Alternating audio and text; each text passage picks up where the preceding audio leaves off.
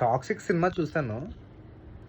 అసలు సినిమా చూస్తున్నంత సేపు ఎప్పుడెప్పుడు బయటికెళ్ళిపోలా అనే ఫీలింగ్ అయితే కలిగింది. అసలు సినిమా స్టార్టింగ్ నుంచి అసలు ఏం నడుస్తుంది? అసలు క్యారెక్టర్స్ ఏమొస్తున్నాయి? వాళ్ళు ఏం చెప్దాం అనుకుంటున్నారు? స్టోరీ లైన్ ఎటెళ్తుంది? వీళ్ళెందుకొస్తున్నారు? వాళ్ళెందుకొస్తున్నారు? వస్తారు, ఫైట్ చేసుకుంటారు, సమ్ అదర్ జరుగుతా ఉంటది. మళ్ళీ ఫైట్ జరుగుతా ఉంటది. ఎవడెవడో వస్తాడు, కాల్చుకుంటారు, పేల్చుకుంటారు. ఇంకిదే. ఏదైనా ఒక స్టోరీ లైన్‌లో పడతదేమో అని ఓపికగా ఫస్ట్ హాఫ్ అంతా చూసాం. సెకండ్ హాఫ్ అయితే ఫస్ట్ హాఫ్‌ని మించి అసలింక క్లైమాక్స్ అంటారా? పోతదండి. కన్ఫర్మ్.